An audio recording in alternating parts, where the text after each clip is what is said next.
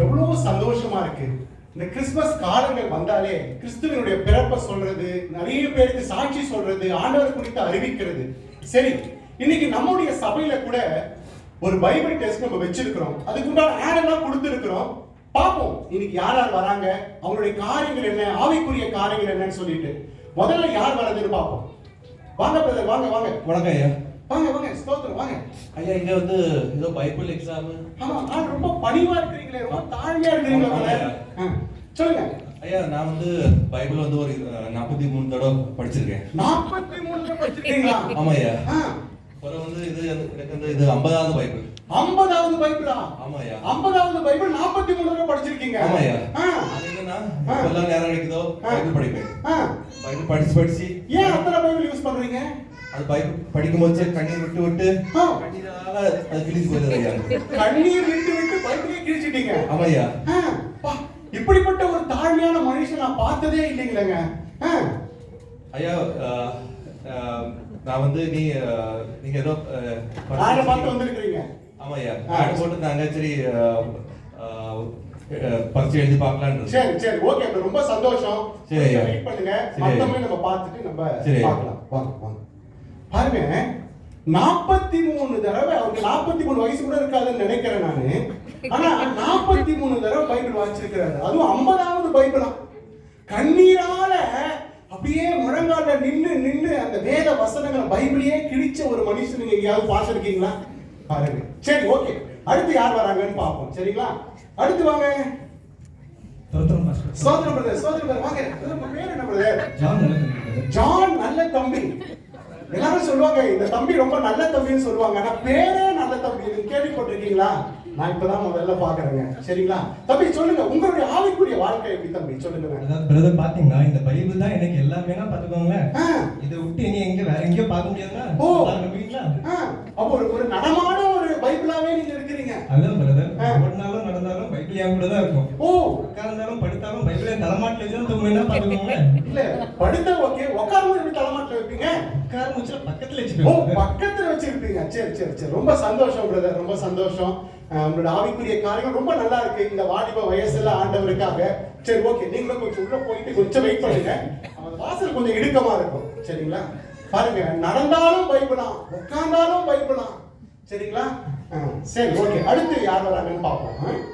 வாங்க பிரதர்.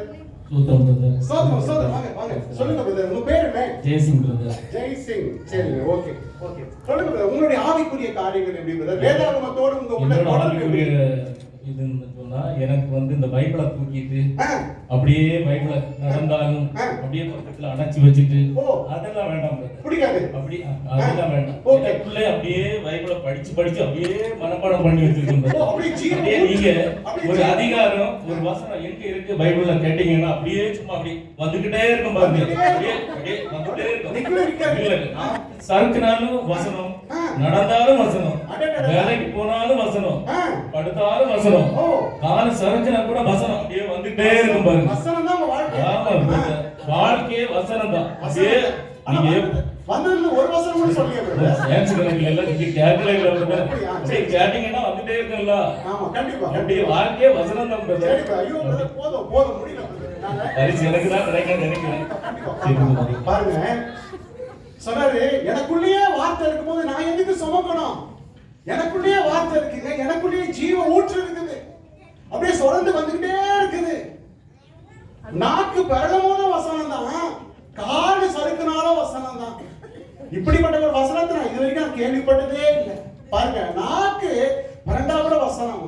சரிங்களா? சரி, பார்ப்போம் இன்னும் யார் வராங்கன்னு பார்ப்போம். வாங்க வாங்க பிரதர், வாங்க வாங்க brother. Praise lord brother. Praise lord. உங்க பேர் சொல்லுங்க பிரதர்.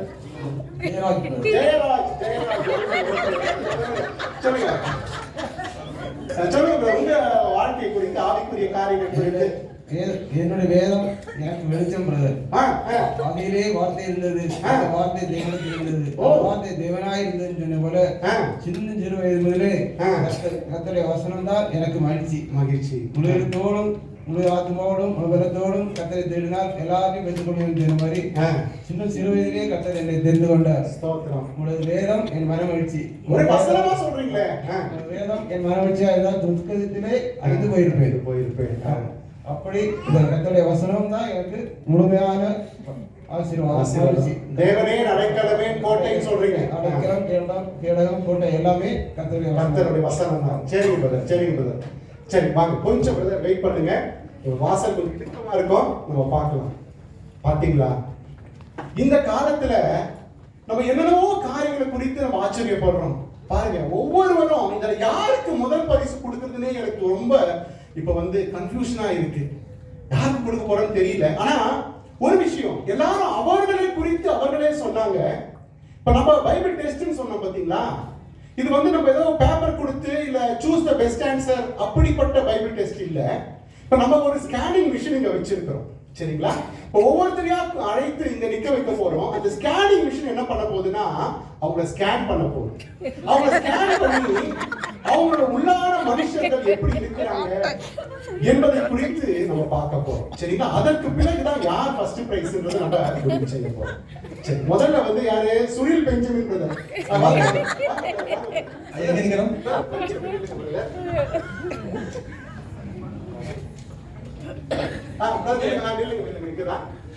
கொஞ்சம் நில்லுங்க, அங்கே ஸ்ட்ரைட் அப்படியே நில்லுங்க. யார் பாங்க? யார் தண்ணி பிடிக்க வந்துட்டா? நான் கஷ்டப்பட்டு தண்ணிக்கு லைன் எடுத்து 3/4 மணி நேரம் தண்ணி பிடிப்பேன். 1 மணி நேரம் வந்தா யாரும் வரக்கூடாது. அது வேற அந்த பக்கத்துக்காரன் பயங்கர தொல்லை.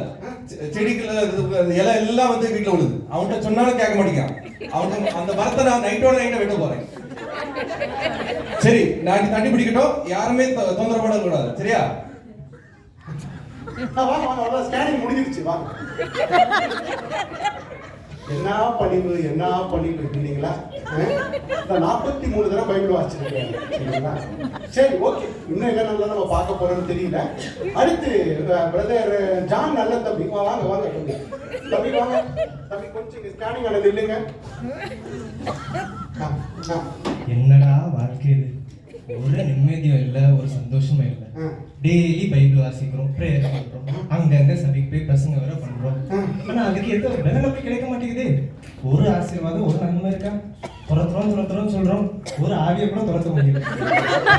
இதே அவிசுவாசம் தான். எனக்கு நம்பிக்கை இல்லை.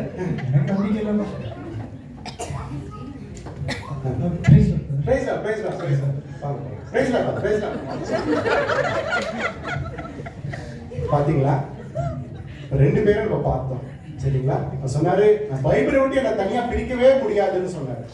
நடந்தாலும் பைபிள் தான், உட்கார்ந்தாலும் பைபிள் தான், தூங்குனா கூட பைபிள் தான் அப்படின்னாரு. சரி, அடுத்த ஒரு சகோதரர் வாங்க. அடுத்து ஜெய்சிங் வாங்க.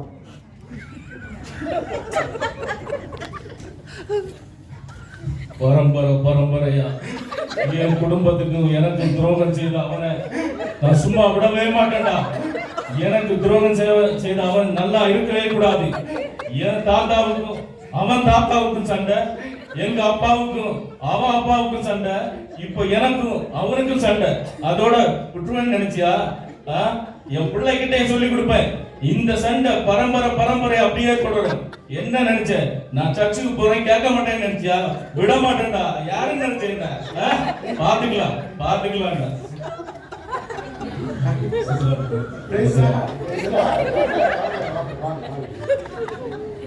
சொன்னாரு, நாக்கு புரண்டாலும் வசனம் தான், கால் புரண்டாலும் வசனம் தான், சரிங்களா? சரி, இன்னும் ஒரு சகோதரர் இருக்கிறாரு, அவரையும் பார்த்துருவோம். வாங்க. ஸ்கேனிங் இல்லைங்க பிரதர்.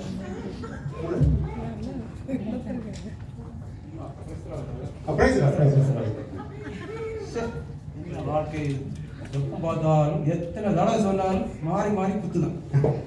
ஒரு நிம்மதியே இல்லை. யார் குத்துறாங்கன்னு தெரியலையே. யார் குத்துறாங்கன்னு தெரியல. அந்த நாள் குத்து நமக்கு வாசிக்கிறது ரொம்ப சந்தோஷம். ஐயோ, பரிதாபமான நிலம். யாருக்கும் இந்த நிலைமையே இல்லை. சரி, என்ன வாழ்க்கை இது? ஐயோ, பரிதாபமான நிலம். எவ்வளோ முயற்சி பண்றோம், எதையோ சொல்லி பார்க்கணும். ஏன்னா சொன்னா மாறி தான் கொடுத்துறாங்களே தவிர ஒரு அரவணைப்பே இல்லை. சரி, இந்த வாழ்க்கை. சரி, வாங்க